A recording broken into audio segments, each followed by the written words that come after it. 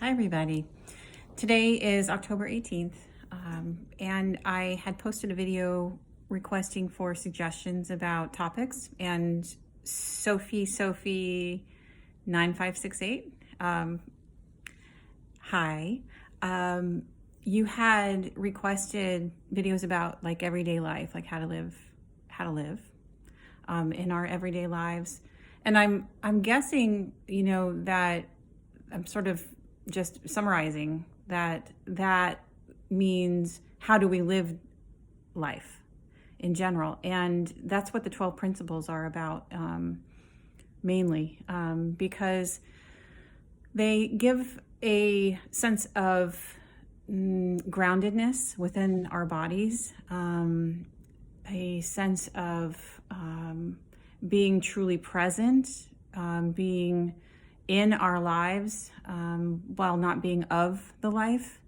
And what that means is, participating, living every day, navigating the issues that come up the best way that we can in that moment with the tools that we have at our disposal at that moment, because we all know that those can sort of ebb and flow, and do that in a way where we're authentic. The authenticity comes from knowing who you are, knowing what you are. And as conflicts arise, which invariably they do, one is able to have that default position of being in that space of who they are when practicing these 12 principles. I would direct you to the little book that I published 2014, just self-published it on Amazon, where the 12 principles lie, because they were sort of divined from my near-death experience. And I use these core principles along with the practicing the energy of what is called the law of attraction. But what it is it's a state of practicing a state of non-resistance.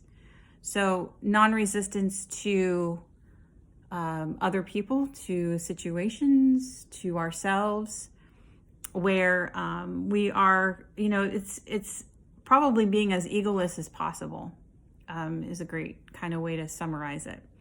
Now, the ego's purposeful, of course, it's there to protect us, but at the same time, it can stand in the way. It represents, in most instances, it represents resistance.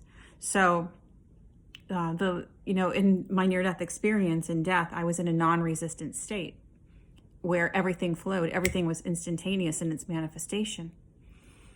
We can have that here, but we have to get out of our own way, and the ego is what blocks us from everything.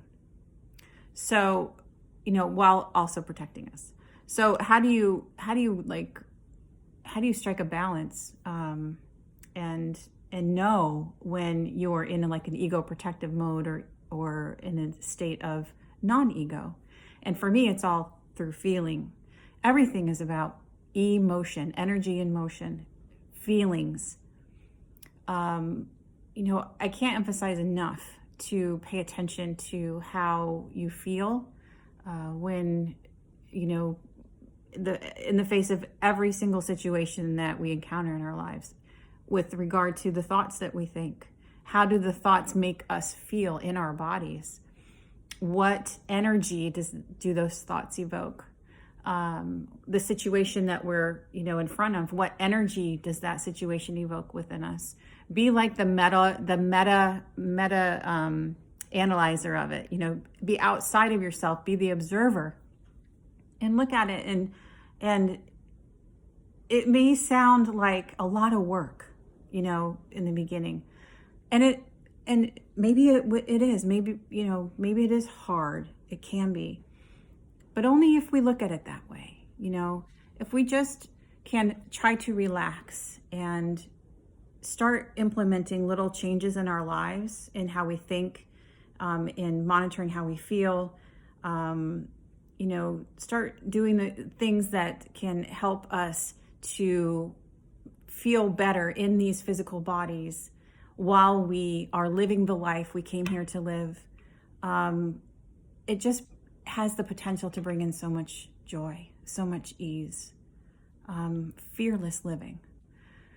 So I said a lot in this last 5 minutes, but hopefully this gives kind of a lot to digest at the same time. So please give me your feedback.